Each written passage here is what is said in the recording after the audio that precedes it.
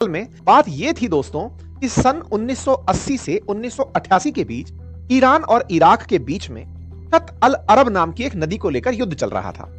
1988 में United nation security council की मध्यस्थता से यह युद्ध खत्म तो हुआ, लेकिन दोनों देशों की दुश्मनी खत्म नहीं हुई थी। खास बात यह थी कि इस युद्ध के दौरान अमेरिका, कुवैत, सऊदी अरब जैसे कई देशों ने इराक का साथ और लोन के रूप में फाइनेंशियल एड भी दिया था, और यही लोन इराक और कुवैत की दुश्मनी का कारण बना, क्योंकि जब कुवैत और सऊदी अरब अपना पैसा वापस मांगने पहुंचे तो इराक ने उन्हें मना कर दिया। युद्ध की वजह से इराक जिस लेवल पर बर्बाद हुआ था, उससे इराक पर उस लोन को नहीं चुका पाने का तो संकट था ही। ऐसे में इराक ये चाहता था कि कुवैत और सऊदी अरब उसका ये लोन माफ कर दें, लेकिन दोनों ने ही उसकी एक ना सुनी। इराक पर कुवैत और सऊदी का कुल मिलाकर उस समय $37 बिलियन का कर्ज था, और इराक का मानना था कि इस कर्जे को गल्फ कंट्रीज इस आधार पर माफ कर देंगे कि इराक ने अरेबियन पेनिनसुला में ईरानी एक्सपेंशन को होने से रोक दिया है, और यह डेट उसी का मुआवजा है।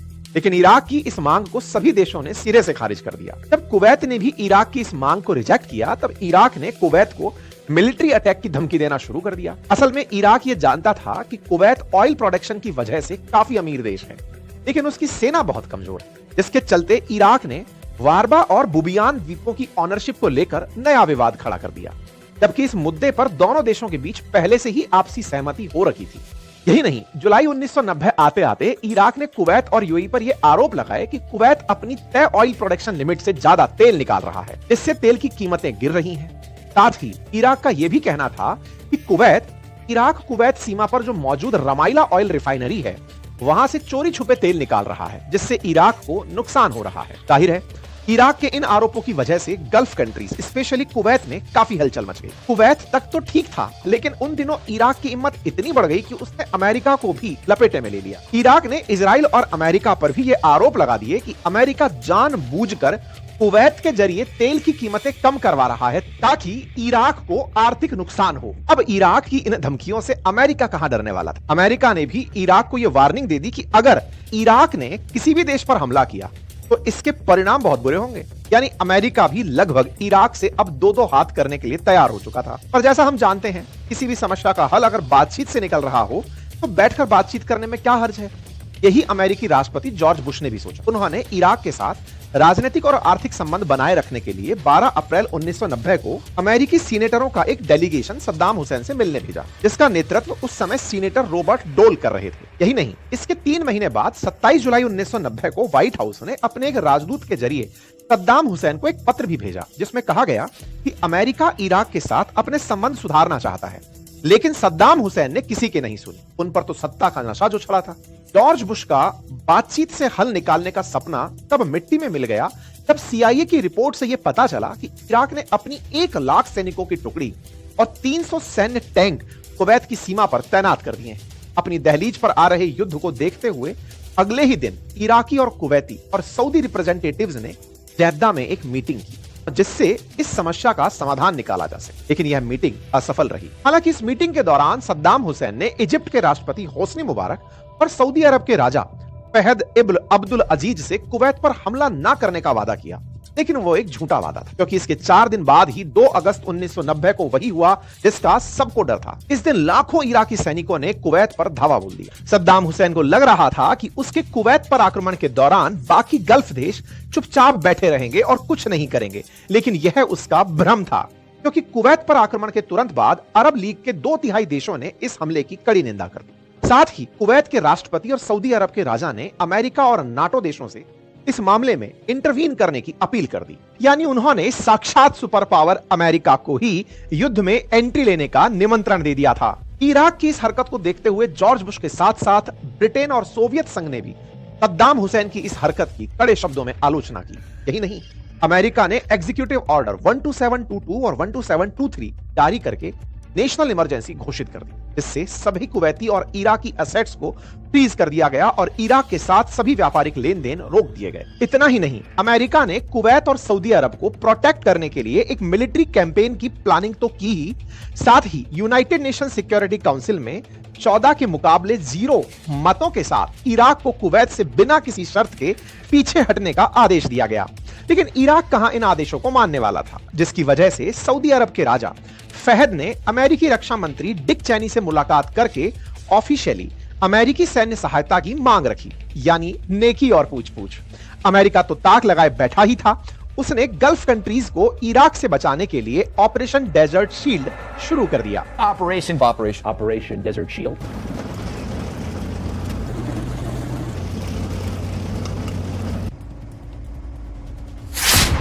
तो देखिए, जैसे इराक ने कुवैत पर हमला किया तो कुवैत समेत सऊदी अरब और बाकी गल्फ कंट्रीज को बचाने के लिए अमेरिका सामने आ गया। अमेरिका ने यूएन अलायंस फोर्सेस का गठन करना शुरू कर दिया।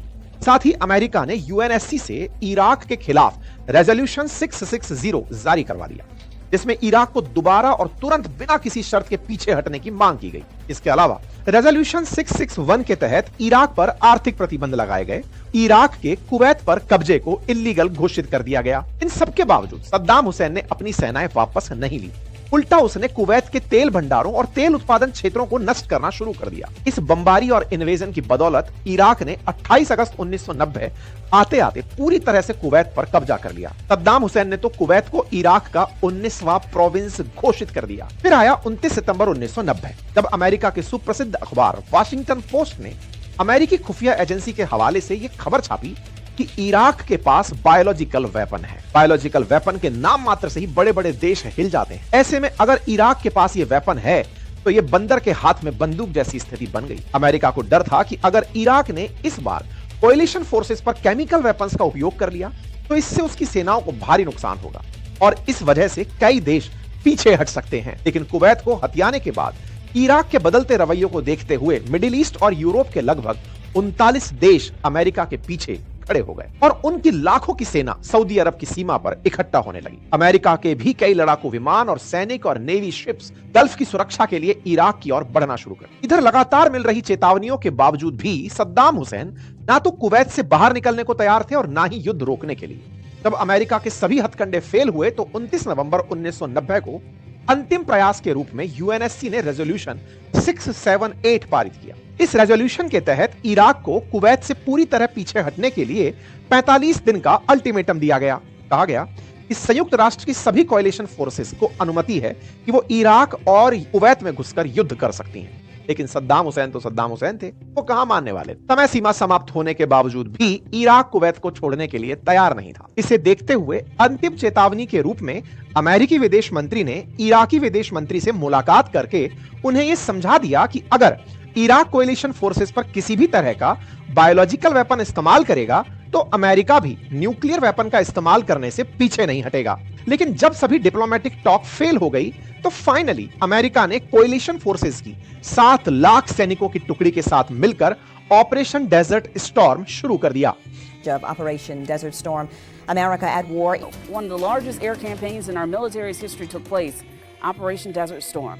Among the first aircraft to swoop from the night sky, the smoke from burning oil wells gave the sky a dull gray overcast. इस ऑपरेशन की शुरुआत 17 जनवरी 1991 की सुबह 3 बजे, यानी जब कोएलिशन फोर्सेस के स्पेशल ऑपरेशन हेलीकॉप्टर्स ने इराक की राजधानी बगदाद को निशाना बनाना शुरू किया। करीब 27 हेलफायर मिसाइलों ने बगदाद में मौजूद इराकी रडार साइट्स को तबाह कर दिया। लेकिन उससे पहले एक सबसे जरूरी बात, और वो ये कि एक छोटा सा कार्य जो हम अक्सर आपसे रिक्वेस्ट करते हैं वो है चैनल को सब्सक्राइब करने का। मेरे प्यारे साथियों, जहां आप मुझे सुन रहे हैं उसके नीचे एक सब्सक्राइब का बटन दिया हुआ है, जिसे दबाने में कोई खर्च नहीं आता। आपका समय लगता है 2 सेकंड का, लेकिन आपकी ये 2 सेकंड की कीमत हमारे लिए हौसला बनती है। अगर आप इस छोटे से काम को करते हुए आगे बढ़े तो ये हमारे लिए बहुत ही सकारात्मक रहेगा, हमारे हौसले को बढ़ाएगा, हम आप तक और अच्छा काम लेकर पहुंचेंगे ये और सुनिश्चित करेगा। 100 से अधिक हाइड्रा 70 रॉकेट्स ने एंटी एयरक्राफ्ट गन को नष्ट कर दिया। कोएलिशन फोर्सेस की इस एयर स्ट्राइक और बमबारी की वजह से इराक के कम्युनिकेशन नेटवर्क, वेपन प्लांट्स और ऑयल रिफाइनरीज, इराक की कमांड एंड कंट्रोल फैसिलिटीज, यहां तक कि सद्दाम हुसैन के पैलेस जैसी इंपॉर्टेंट लोकेशंस पर हमला किया गया, जिससे इराकी सेना की सप्लाई चेन पूरी तरह बर्बाद हो गई। इसके जवाब में इराक ने इजराइल को निशाना बनाना शुरू कर दिया और उस पर स्कड मिसाइल से बड़ा हमला किया। इराक का मकसद था कि इजराइल इस हमले का जवाब दे, इससे कोएलिशन फोर्सेस और इजराइल के बीच तनाव बढ़े, जिससे युद्ध और ज्यादा भड़क जाए। लेकिन अमेरिका के कहने पर इजराइल ने इस हमले का कोई जवाब नहीं दिया। इस तरह सद्दाम हुसैन की यह चाल तो नाकामयाब रही। इसके बाद सद्दाम हुसैन ने सऊदी अरब को अपना अगला निशाना बनाया। लेकिन इससे पहले कि इराकी सेना ज्यादा नुकसान कर पाती, 24 फरवरी 1991 में यूएन कोएलिशन फोर्सेस ने इराकी सेना के खिलाफ ग्राउंड कैंपेन की शुरुआत कर दी।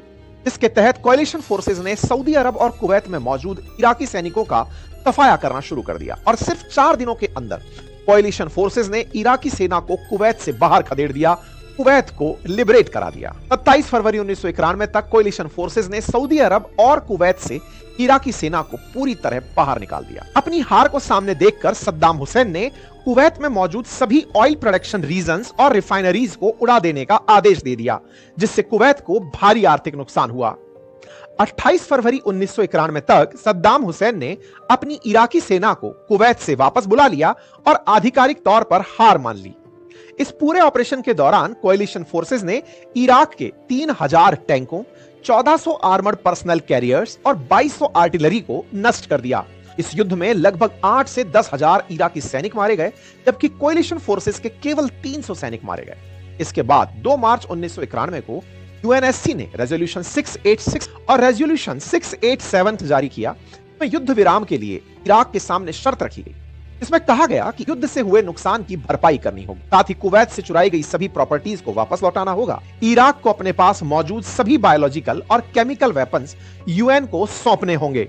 इराक ने इन सभी शर्तों को मान लिया, सिवाय अपने एक जैविक और रासायनिक हथियार लौटाने के, जिसकी वजह से इराक और अमेरिका के बीच युद्ध के बाद भी तनाव बना रहा। जब यूएन की टीम इन बायोलॉजिकल वेपन्स को इन्वेस्टिगेट करने इराक पहुंची, तो वहां पर भी उन्हें सद्दाम ने एंट्री देने से मना कर दिया। इसे पता था कि यही केमिकल और बायोलॉजिकल वेपन इंस्पेक्शन एक दिन अमेरिका के वेपन ऑफ मास डिस्ट्रक्शन वाले झूठे नैरेटिव का हिस्सा बनेंगे। यही झूठा नैरेटिव सेकेंड गल्फ वॉर की नींव रखेगा, जिससे एक बार फिर मिडिल ईस्ट में तबाही की आग होगी और जिसमें झुलसकर सद्दाम हुसैन की कब्र खुदेगी। क्योंकि साल 1991 से 98 के बीच जब सद्दाम हुसैन ने यूएन के वेपन ऑफ मास डिस्ट्रक्शन के इंस्पेक्शन टीम को कंप्लाई करने से मना कर दिया, तो 1998 में अमेरिकी राष्ट्रपति बिल क्लिंटन ने इराक के खिलाफ फिर से एक नया ऑपरेशन, का नाम था ऑपरेशन डेजर्ट फॉक्स, लॉन्च कर दिया। Earlier today, I ordered America's armed forces to strike military and security targets in Iraq. They are joined by British forces. Their mission is to attack Iraq's nuclear, chemical, and biological weapons programs and its military capacity to threaten its neighbors. इसमें America और British coalition forces ने Iraq में मौजूद so called weapon of mass destruction sites, nuclear sites और biological chemical weapons को नष्ट करने के लिए कुछ पॉसिबल लोकेशंस पर बमबारी की। यह ऑपरेशन 16 से 20 दिसंबर तक चला, जिसमें Iraqi defence installation sites, national command control centre, security units, military headquarters को निशाना बनाया गया। इस बमबारी से अमेरिका और बाकी देश कुछ दिन के लिए तो शांत हो गए, लेकिन इराक की गद्दी पर बैठा सद्दाम हुसैन अभी भी उनकी आंखों में अटक रहा था। साल 2001 तक अमेरिका और बाकी देशों ने इराक में सद्दाम हुसैन को हटाने का पूरा मन बना लिया, और इसी बीच एक आपदा के रूप में ये अवसर भी मिले, क्योंकि 11 सितंबर 2001 को अमेरिका के ट्विन टावर्स पर भीषण आतंकी हमला हुआ, जिसे हम 9/11 अटैक के नाम से जानते हैं। इस हमले की जिम्मेदारी भले ही अलकायदा ने ली हो, लेकिन अमेरिका को इसमें भी सद्दाम हुसैन का ही हाथ दिखा। इसी हमले के बाद प्रेसिडेंट जॉर्ज डब्ल्यू बुश ने कहा था कि ईरान, इराक और north Korea axis of evil देश हैं, और अगर इनके पास वेपन ऑफ मास डिस्ट्रक्शन है तो ये दुनिया के लिए बड़ा खतरा साबित हो। उन्होंने फिर से इराक के पास ऐसे हथियार होने का दावा किया और 8 नवंबर 2002 को यूएन में एक रेजोल्यूशन 1441 पारित करवाया, जिसके तहत इराक को यूएन इंस्पेक्शन टीम के साथ सहयोग करने के लिए दबाव डाला गया। मामले की गंभीरता को भांपते हुए सद्दाम हुसैन ने भी इंस्पेक्शन टीम के साथ सहयोग करने के लिए हामी भर दी, लेकिन इससे भी जॉर्ज डब्ल्यू बुश का मन नहीं भरा। उन्होंने इराक पर हमला करने की योजना बना ली। उन्होंने आरोप लगाया कि इराक यूएन इंस्पेक्शन टीम के काम में बाधा डालकर अपने उन्हीं वेपन ऑफ मास डिस्ट्रक्शन को छिपा रहा है। मतलब ना सर पैर वाली बातें, क्योंकि उन्होंने तो मन पहले ही बना लिया था। क्योंकि आपको जानकर हैरानी होगी, जिस समय प्रेसिडेंट बुश इराक पर हमले की तैयारी कर रहे थे, ठीक उसी समय सीआईए और अन्य देशों की खुफिया एजेंसियों ने यह पता लगा लिया था कि इराक के पास ना तो परमाणु बम है और ना ही वेपन ऑफ मास डिस्ट्रक्शन जैसा कुछ भी। लेकिन फिर भी राष्ट्रपति बुश मानने को तैयार नहीं थे। उल्टा उन्होंने, उनके कुछ अधिकारियों ने यह तय करके कह दिया कि इराक और अलकायदा एक दूसरे से कनेक्टेड हैं। कारण बस होना चाहिए। प्रेसिडेंट बुश तो इराक पर हमले का मन बना ही लिए थे, पर जर्मनी और फ्रांस ने इराक पर हमले की योजना को खारिज कर दिया। लेकिन ब्रिटेन और ऑस्ट्रेलिया ने अमेरिका का समर्थन कर दिया, जिसके चलते सन 2002 में यूएस कांग्रेस ने भी अमेरिकी सेना को इराक पर हमला करने की अनुमति दी। फरवरी 2003 में जब अमेरिकी विदेश मंत्री कॉलिन पावेल ने यूएनएससी से इराक पर हमले की अनुमति मांगने का प्रस्ताव रखने की कोशिश की तो रूस और फ्रांस के वीटो की संभावना को देखते हुए उन्होंने खुद ही इस रेजोल्यूशन को वापस ले लिया। पर इसके बावजूद 17 मार्च 2003 को राष्ट्रपति बुश ने सद्दाम हुसैन और उनके बेटों को इराक छोड़ने के लिए 48 घंटे का अल्टीमेटम दिया। The world has engaged in 12 years of diplomacy. We have passed more than a dozen resolutions in the United Nations Security Council. We have sent hundreds of weapons inspectors to oversee the disarmament of Iraq. Our good faith has not been returned. Saddam Hussein and his sons must leave Iraq within 48 hours. Their refusal to do so will result in military conflict commenced at a time of our choosing. उस समय America के इस फैसले का संयुक्त राष्ट्र, रूस, Germany और फ्रांस ने कड़ा विरोध किया था, पर अमेरिका नहीं माना। फाइनली उसने ऑपरेशन इराकी फ्रीडम लॉन्च कर दिया। ऑपरेशन इराकी फ्रीडम, इस ऑपरेशन में अमेरिका के साथ ब्रिटेन, पोलैंड और ऑस्ट्रेलिया ने भाग लिया।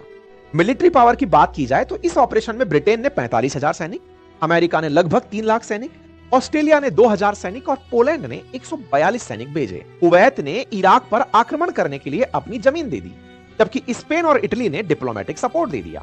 कुछ इस तरह 20 मार्च 2003 को सेकेंड गल्फ वॉर, जिसे ऑपरेशन इराकी फ्रीडम कहा जाता है, की शुरुआत हुई। ऑपरेशन की शुरुआत में ही कोएलिशन फोर्सेस ने बड़े लेवल पर बमबारी शुरू कर दी, जिससे इराकी सेना को रिटेलिएट करने का मौका ही नहीं मिला और सिर्फ 5 हफ्तों के भीतर ही इराकी सेना ने अमेरिका के सामने घुटने टेक दिए, जिसके बाद अमेरिकी सेना ने इराक के बड़े शहरों पर कंट्रोल पा लिया। इस भीषण ऑपरेशन में अमेरिका तो जीत गया, लेकिन मानवता हार गई, क्योंकि भीषण बमबारी के दौरान इराक के लगभग 4,61,000 इनोसेंट लोगों की मौत हो गई। साथ ही युद्ध की वजह से लगभग $3 ट्रिलियन का नुकसान हुआ। मई 2003 में जॉर्ज डब्ल्यू बुश ने सद्दाम हुसैन को उखाड़ फेंकने का निर्णय ले लिया, जिसके बाद सद्दाम हुसैन अंडरग्राउंड हो गए। उसे ढूंढने के लिए फिर से एक बार ऑपरेशन रेड डॉन की शुरुआत हुई। ऑपरेशन रेड डॉन, जैसे ही अमेरिकी सेना ने इराक पर कब्जा किया, उसी समय सद्दाम हुसैन को पकड़ने के लिए मैन हंट शुरू कर दिया। जुलाई से दिसंबर 2003 के बीच चले इस ऑपरेशन में अमेरिकी सेना ने इराक के कुछ बड़े शहरों का चप्पा चप्पा छान मारा, लेकिन उनके हाथ कुछ नहीं लगा। फिर एक दिन 1 दिसंबर 2003 को अमेरिकी स्पेशल फोर्सेस के हाथ सद्दाम हुसैन का ड्राइवर लग गया, जिसने सद्दाम हुसैन के राइट हैंड माने जाने वाले मोहम्मद इब्राहिम उमर अल मुसलित का नाम बताया।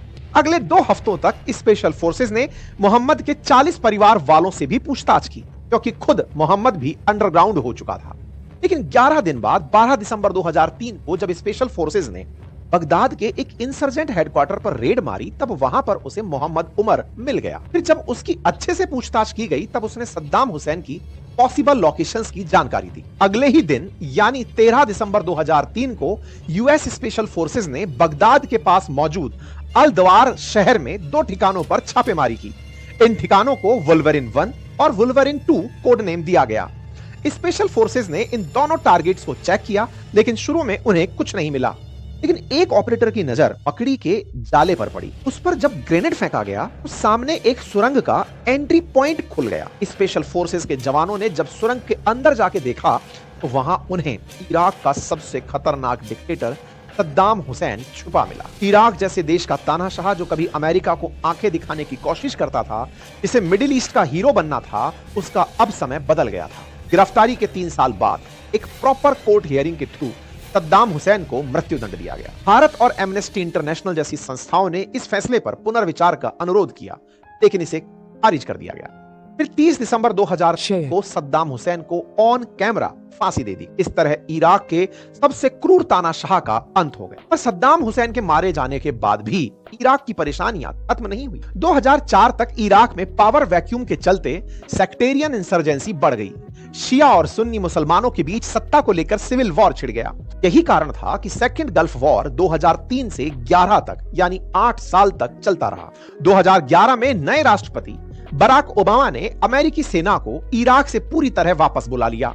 I am announcing that the American combat mission in Iraq has ended. Operation Iraqi Freedom is over, and the Iraqi people now have lead responsibility for the security of their country. जब CIA के कुछ secret documents declassify किए गए तो उनमें भी यही खुलासा हुआ। साथ ही कई बड़े CIA अधिकारी और खुफिया एजेंसियों ने भी इस वेपन ऑफ मास डिस्ट्रक्शन को अमेरिका की धोखाधड़ी, घोटाला और CIA की साजिश बताया। आपको क्या लगता है, क्या अमेरिका ने अपनी जिद के चलते सिर्फ सद्दाम हुसैन ही नहीं बल्कि पूरे इराक को नुकसान पहुंचाया? क्या यह जायज था? कमेंट्स में बताइए। साथ ही वीडियो कैसा लगा यह भी कमेंट में बताइएगा। चैनल पर नए हैं तो चैनल को सब्सक्राइब कर लीजिए। और कौन सी कहानी आप हमसे सुनना चाहते हैं, सजेशंस भी दे ही दीजिए। फिलहाल के लिए इतना ही। साथियों से जितना ज्यादा हो सके सेशन को साझा करें। अंकित अवस्थी ऑफिशियल को सब्सक्राइब जरूर करें।